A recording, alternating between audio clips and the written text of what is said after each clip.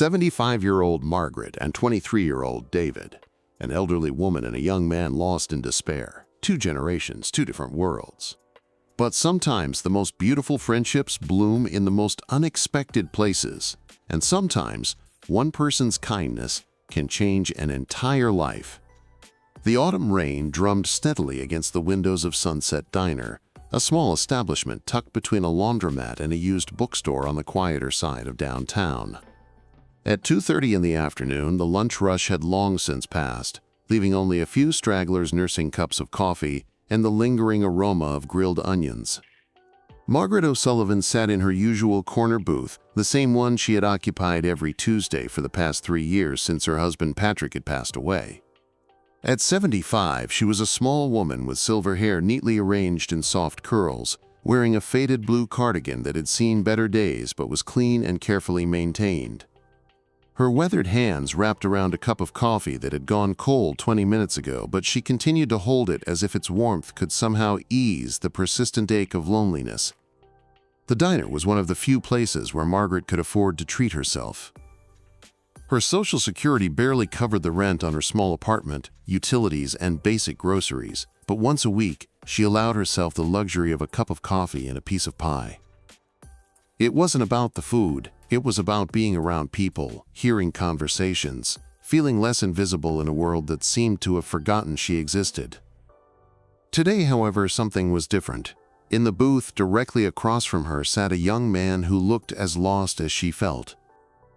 He appeared to be in his early 20s, with dark hair that needed a trim and clothes that, while clean, showed signs of wear.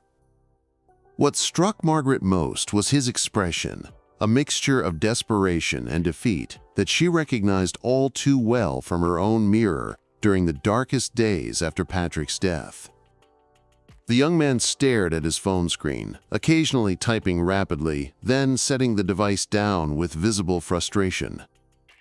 On the table in front of him sat a stack of papers that Margaret could see were bills, and beside them, a laptop computer that looked like it had survived several drops. Every few minutes, he would run his hands through his hair and exhale deeply, the universal gesture of someone carrying a weight too heavy for his shoulders. Margaret had always been observant. It came from decades of being a teacher, learning to read the subtle signs that indicated when a student was struggling with more than just homework. This young man was drowning, and everyone around him was pretending not to notice. The waitress, a middle-aged woman named Dolores who had been working at the diner for as long as Margaret had been coming there, approached the young man's table with a coffee pot in hand. "You want another refill, honey?" Dolores asked, her voice carrying the practiced kindness of someone who had seen every variation of human struggle. The young man looked up, startled from his thoughts. "Oh, no thank you. Actually, could I get the check?" "Sure thing." Dolores scribbled on her pad, tore off the slip, and placed it on the table. "You take care now." Margaret watched as the young man picked up the check and began counting the crumpled bills from his wallet. She saw his shoulders sag as he realized he was coming up short. He counted again, more carefully this time, even checking his pockets for any loose change. The result was the same. The flush of embarrassment that spread across his face was painful to witness. Margaret had been in similar situations, though thankfully not in public. She knew the particular brand of humiliation that came with not having enough money for something as simple as a cup of coffee and a sandwich. The young man sat there for several moments, clearly trying to figure out what to do. He could ask Dolores if he could wash dishes to work off the debt, but that would mean admitting his situation to the entire diner. He could leave money for part of the bill and promise to return with the rest, but he looked like someone whose promises had already been stretched thin. Margaret made a decision that surprised even herself. She stood up slowly, her arthritis making quick movements impossible, and walked over to his booth. The young man looked up at her with confusion and a touch of wariness that broke her heart. How young he was, and how tired he looked. "Excuse me, dear," Margaret said softly, her voice carrying the gentle authority that had once commanded classrooms full of restless children. "I couldn't help but notice you seem to be having a bit of trouble. Would you mind if an old lady offered to help?" The young man's face reddened further. "Oh no, ma'am. I couldn't possibly." "Nonsense," Margaret interrupted gently. She had already pulled her small, worn purse from her bag and was extracting a $20 bill, one of only 3 she had to her name until her next Social Security check arrived in 2 weeks. "We all need a helping hand sometimes. There's no shame in it." "But I don't even know you," the young man protested, though Margaret could see the desperate gratitude warring with pride in his eyes. "My name is Margaret O'Sullivan. I'm 75 years old. I taught 4th grade for 43 years, and I believe that kindness is the only currency that really matters." She smiled at him with the warmth she had once reserved for her most struggling students. "And you are?" "David," he said quietly. "David Chen." "And Mrs. O'Sullivan, I can't thank you enough. I'll pay you back, I swear. As soon as I can, You'll do nothing of the sort," Margaret said firmly, placing the 20 on the table. "But you will tell me what's got you looking like the weight of the world is on your shoulders. I'm old enough to have seen most troubles, and sometimes talking helps." David looked at the $20 bill as if it were a life preserver thrown to a drowning man, which, in many ways, it was. "I'm a computer science student," he began hesitantly. "Was a computer science student. I had to drop out last semester when my mom got sick, cancer. The treatments, even with insurance, the bills were overwhelming." Margaret settled into the booth across from him, ignoring the slight disapproval in Dolores's glance. This was clearly going to be a longer conversation than a typical diner interaction. "She died 6 weeks ago," David continued, his voice barely above a whisper. "And I thought the worst was over, you know? I thought I could grieve and then figure out how to get back on my feet. But the medical bills didn't stop coming. The funeral costs, the lawyer fees to settle her estate. Turns out, when you're 23 and your only family member dies, the world doesn't pause to give you time to figure things out." Margaret's heart clenched. She remembered the overwhelming bureaucracy that had followed Patrick's death, how even in the depths of grief there were forms to fill out and decisions to make. "I've been applying for jobs," David went on, "but everywhere wants experience, or they want someone who can work immediately without needing time off for court dates and meetings with creditors. I've been living in my car for the past 2 weeks because I couldn't make rent. I thought maybe if I came somewhere with Wi-Fi, I could apply for more positions online, but..." He gestured helplessly at his laptop. "The battery barely holds a charge anymore, and I can't afford to replace it." "What about your degree?" Margaret asked gently. "I was 6 months away from graduating. 6 months." The frustration in his voice was palpable. "I had a 3.8 GPA. I was working on a project that could have been really innovative. An app to help elderly people manage their medications and doctor appointments more easily. I thought maybe I could turn it into something real after graduation." Margaret's eyes lit up at this. "That sounds wonderful, dear. My friend Ethel is always forgetting when to take her heart medication." David managed a small smile. "Yeah, that was the idea. Make technology work for people who didn't grow up with it, instead of the other way around. But now," he shrugged, "dreams don't pay bills." They sat in comfortable silence for a moment. Margaret was thinking about her own struggles with technology, how she often felt left behind by a world that moved too fast for her arthritic fingers and eyes that needed stronger glasses every year. "David," she said finally, "I want to tell you something. When I was your age, I thought I was going to be a writer. I had notebooks full of stories, big dreams about seeing my name on book covers. But life had other plans. I got married, had children, needed steady income. Teaching was practical, reliable." She paused, looking out the rain-streaked window. "I don't regret teaching. I loved those children, and I hope I made a difference in their lives. But sometimes I wonder what would have happened if I'd had someone to help me through the rough patches. Someone to believe in those dreams when I couldn't afford to believe in them myself." David looked at her with growing interest, sensing that this story was leading somewhere important.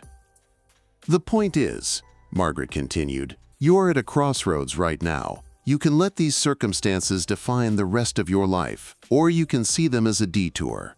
A difficult detour, but still just a detour. It's easy to say that when you have options, David said, not unkindly, but with the weariness of someone who had heard too many platitudes lately. Margaret nodded. You're right. And you know what? I don't have many options either. My Social Security barely covers my expenses. I clip coupons and buy generic brands, and sometimes I have to choose between heating and eating. But I have something you don't have yet. What's that? Perspective. I've lived long enough to know that this situation, as awful as it feels right now, is temporary. You're smart, you're educated, you're hardworking. How do you know I'm hardworking? David interrupted. Margaret smiled. Because you're here, trying to find solutions instead of giving up. Because you took care of your mother when she was sick, instead of abandoning her. Because you're worried about paying for a cup of coffee, instead of just walking out. Trust me, dear. I know character when I see it. Dolores appeared at their table with a fresh pot of coffee. You folks doing okay over here? We're wonderful, thank you, Margaret said warmly. Could we get this young man a proper meal and put it all on my tab? Mrs. O'Sullivan, no, David protested. You've already done more than enough. Have I? Because from where I'm sitting, all I've done is buy a cup of coffee for someone who needed one. The conversation has been worth far more to me than $20. As Dolores walked away to place their order, Margaret leaned forward conspiratorially. David, I'm going to tell you something, and I want you to listen carefully. I live alone in a one-bedroom apartment that's too quiet and too empty. I have no children, no grandchildren, no one who calls to check on me. My greatest excitement most days is watching the weather report to see if I need to wear a sweater. David looked uncomfortable, as if he wasn't sure where this was leading. But today, Margaret continued, I've had the most interesting conversation I've had in months. I've learned about medication management apps and computer science and what it feels like to be young and struggling in ways that are different from how I struggled when I was young. You've reminded me that there's still a world full of innovation and possibility out there. She reached across the table and patted his hand gently. So you see, you've already given me something valuable in return. You've given me a purpose for this afternoon, and frankly, that's worth more than you might realize.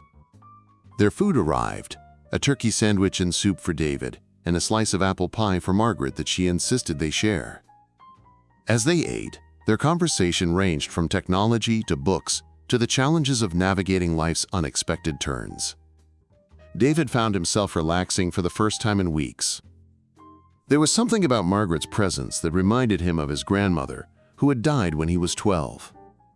She had the same way of listening with complete attention, the same ability to make him feel like his thoughts and dreams mattered. Mrs. O'Sullivan, he said as they finished eating, I need you to know that what you did today, it's not just about the money. It's about someone seeing me as a person instead of a problem to be avoided. Margaret smiled. Oh, honey, you were never a problem. You were an opportunity. An opportunity for what? For me to remember what it feels like to help someone, to matter to someone, even briefly. As they prepared to leave, Margaret insisted on giving David her phone number. I want you to call me, she said firmly. Not about money. Lord knows I don't have much to spare, but to let me know how you're doing. I've invested in your story now, and I want to know how it turns out. David programmed her number into his phone, which was running dangerously low on battery. And David, I want you to promise me something. What's that? Don't give up on that app idea. The world needs more technology that helps people instead of confusing them. They parted ways outside the diner, Margaret heading to the bus stop and David returning to his car, which was parked behind a grocery store where he had permission to stay overnight in exchange for helping with cart collection. That night, as Margaret lay in her small bed listening to the rain, she felt something she hadn't experienced in a long time, the satisfaction of having made a real difference in someone's day. It was a feeling she had almost forgotten existed. Meanwhile, David sat in his car with his laptop plugged into an outlet behind the grocery store, using the store's Wi-Fi to continue job hunting. But for the first time in weeks, he also opened the folder containing his medication management app. Margaret's encouragement had rekindled something he thought he had lost. 2 weeks passed before David called Margaret, though he had thought about her daily. When he finally worked up the courage to dial her number, she answered on the second ring. Margaret speaking. Mrs. O'Sullivan, it's David. David Chen. From the diner. David! Oh, how wonderful to hear from you. I've been wondering how you were doing. I got a job, he said, unable to keep the excitement out of his voice. It's not in my field exactly, but it's at a tech startup downtown. They needed someone who could do customer service, but also help with basic programming tasks. The pay isn't amazing, but it's enough to get an apartment. That's wonderful news. I'm so proud of you. Mrs. O'Sullivan, I was wondering, would you like to have lunch sometime? My treat this time. I mean, I know I can't really repay you for what you did, but I'd love to, dear, but on one condition. What's that? You tell me more about that app you were working on. I've been thinking about it, and I have some ideas. David found himself grinning. Really? Really? You'd be surprised how many suggestions a 75-year-old woman might have about making technology more user-friendly for people her age. They met the following Saturday at a small cafe that was a step up from the diner but still within David's modest budget. Margaret arrived with a small notebook filled with observations about the challenges she and her friends faced with technology. I've been paying attention, she explained as she opened the notebook. Ethel missed a doctor's appointment because she couldn't figure out how to set a reminder on her phone. Harold threw away medication because he couldn't remember if he'd taken his morning dose. Ruth stopped using her tablet because the print was too small and she couldn't figure out how to make it larger. David listened intently, occasionally asking clarifying questions and taking notes on his phone. Margaret's insights were practical and specific, the kind of real-world feedback that could make the difference between an app that looked good in theory and one that actually solved problems. Mrs. O'Sullivan, this is incredibly helpful. Would you consider being a consultant on the project? I mean, I can't pay much, but… David Chen, you stop right there. I don't want payment. I want partnership. Partnership? I want to see this thing succeed because it could help people like me and my friends. If that means spending my Tuesday afternoons testing your app and telling you what's confusing, then that's what I want to do with my Tuesday afternoons. Over the following months, an unlikely partnership developed. David would work on the app during his free time, and Margaret would test new features, provide feedback, and recruit her friends to do the same. What started as a simple medication reminder system evolved into a comprehensive health management tool designed specifically for older adults. Margaret proved to have an intuitive understanding of user interface design, though she would never have called it that. She knew what colors were easier to see, what button sizes were easier to tap with arthritic fingers, what language was clear, and what was unnecessarily complicated. Don't call it medication adherence tracking, she told David one afternoon as they worked together in his small apartment. Call it medicine reminders, and don't use the word interface. We don't know what that means, and we don't care. David found that Margaret's feedback was often more valuable than the formal user experience training he had received in school. She approached every feature with the practical wisdom of someone who needed the technology to work, not just look impressive. 6 months after their meeting in the diner, David's app was ready for beta testing with a larger group of users. By this time, he had left his customer service job to work full-time on the project, funded by a small business loan and his growing confidence that the app could succeed. Margaret recruited dozens of seniors to test the app, turning their feedback sessions into social events at the community center. She became, in effect, David's head of user research, though neither of them used such formal titles. The app launched officially 8 months later. Within the first week, it had been downloaded over 1,000 times. Within a month, it was featured in several technology blogs as an example of how apps could be designed to serve underrepresented populations. But the real measure of success came in the form of testimonials from users like Ethel, who wrote, "For the first time in years, I feel confident about managing my medication. The app doesn't make me feel stupid, and it actually helps." As the app gained traction, David began to receive interest from investors. The young man who had once counted change to pay for coffee was now fielding calls from venture capital firms. But success brought its own challenges. The investors wanted to expand the app's features, add premium versions, integrate with other health systems. They spoke in terms of market share and scalability and user acquisition metrics. I feel like I'm losing sight of why we started this, David confessed to Margaret one evening as they sat in her small apartment, sharing tea and homemade cookies. What do you mean? Margaret asked, though she suspected she knew. The investors keep talking about monetization strategies and demographic targeting. They want to add features that I know will make the app more complicated and harder to use, but they say that's what it takes to build a sustainable business. Margaret was quiet for a moment, stirring her tea thoughtfully. David, let me ask you something. Why did you want to create this app in the first place? To help people like you manage their health more easily. And is it doing that? Yes, but... And are the people it's helping grateful for it? Yes, but the investors say... The investors, Margaret interrupted gently, don't take medication 4 times a day. They don't have arthritis that makes tiny buttons impossible to press. They don't feel confused and left behind by technology that seems designed for everyone except them. She reached across the small table and took his hand. You have a choice to make, dear. You can build the company that the investors want, or you can build the company that serves the people who need it most. Sometimes those are the same thing, and sometimes they're not. David was quiet, considering her words. What would you do? He asked finally. I'd remember that day in the diner when you were struggling and someone helped you without expecting anything in return. And I'd ask myself, what would that kind of help look like if it were a business? That conversation led to one of the most difficult decisions of David's professional life. He turned down the venture capital funding, choosing instead to grow the company more slowly, with revenue from app subscriptions and partnerships with healthcare providers who shared his vision of accessible technology. It was a risky decision that many people told him he would regret.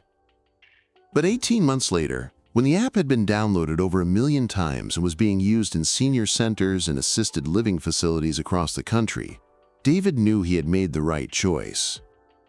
The real validation came in the form of a letter from a woman in Ohio whose mother had been able to live independently for an extra 2 years, thanks to the app's medication reminders and doctor appointment scheduling.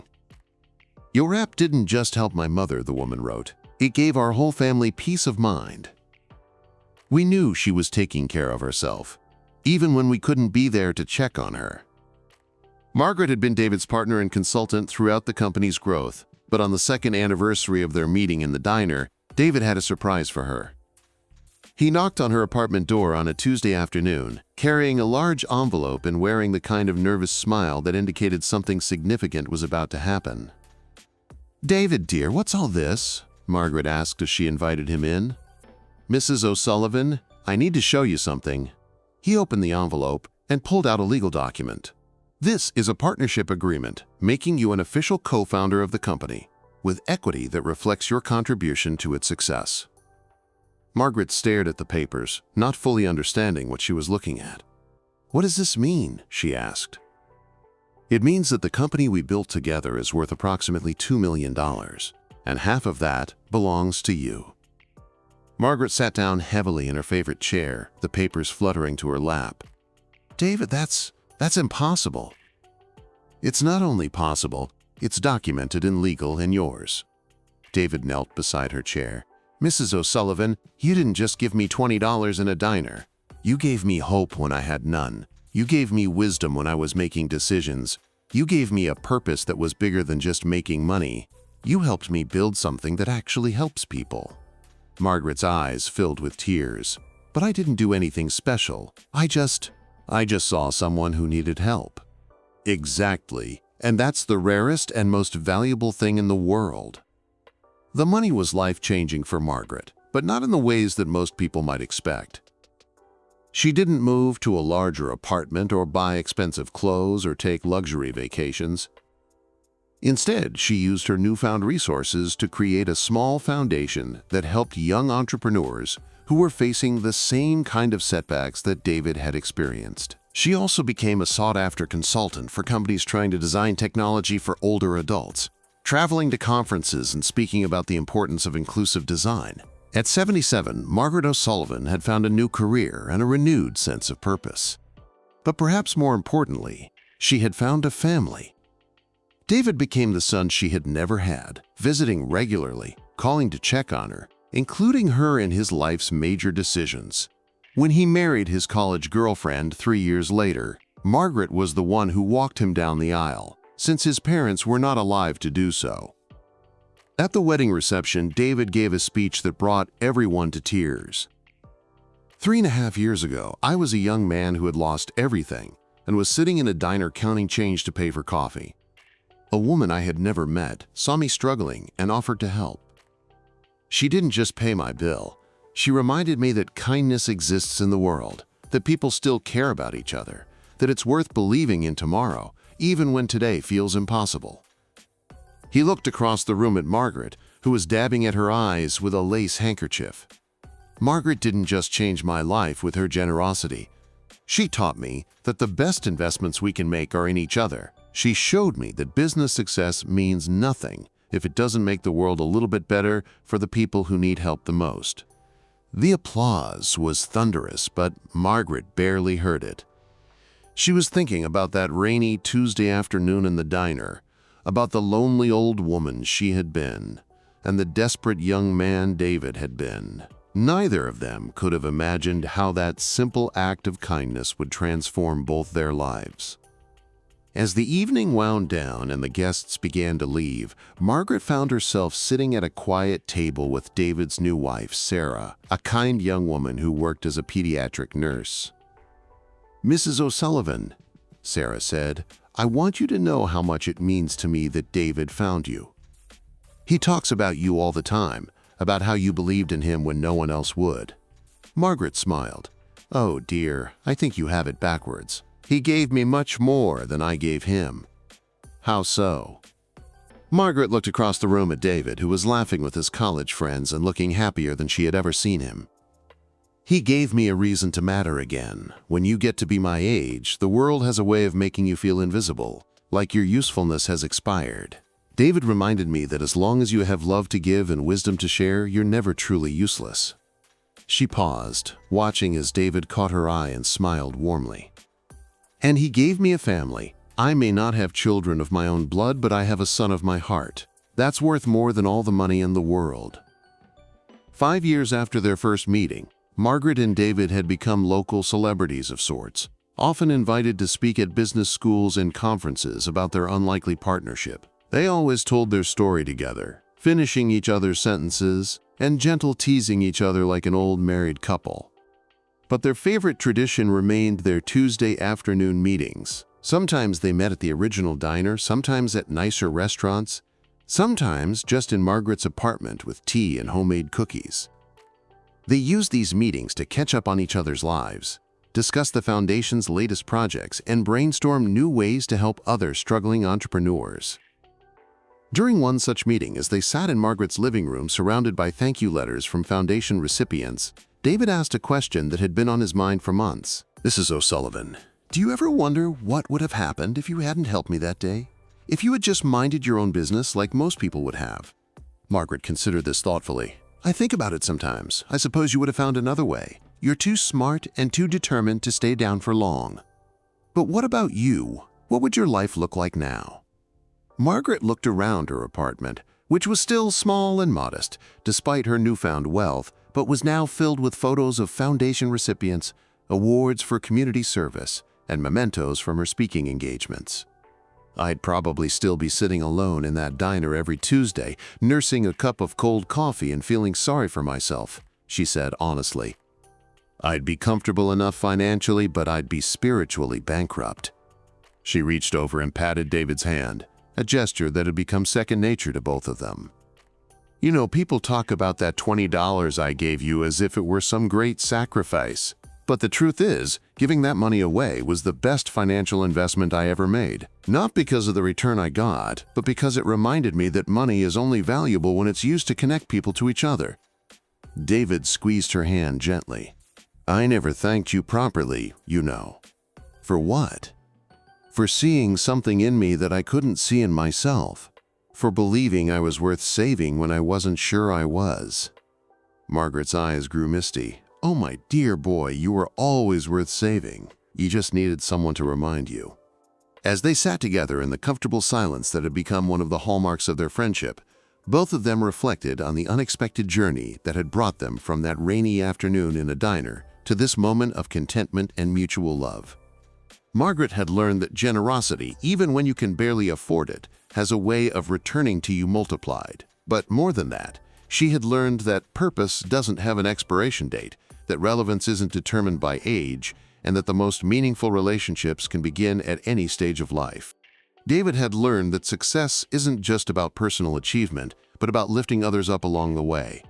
He had learned that the best business models are built on solving real problems for real people, and that the most valuable partnerships are often with people who see the world completely differently than you do. But perhaps most importantly, they had both learned that kindness is never wasted, that genuine care for others always finds a way to create something beautiful, and that sometimes the most profound changes in our lives begin with the simplest acts of human decency. Their story became a reminder to everyone who heard it that in a world that often feels divided and disconnected, the bonds between generations, the power of unexpected friendship, and the transformative magic of simple kindness remain as strong as ever.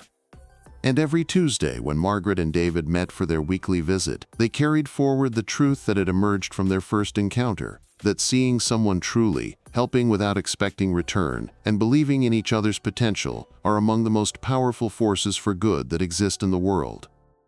If this story touched your heart, please like, share, and subscribe to our channel for more inspiring stories that prove kindness creates ripples of change that can last a lifetime. Turn on notifications so you never miss a story that reminds you of the power of intergenerational friendship and the magic that happens when we see each other as human beings first.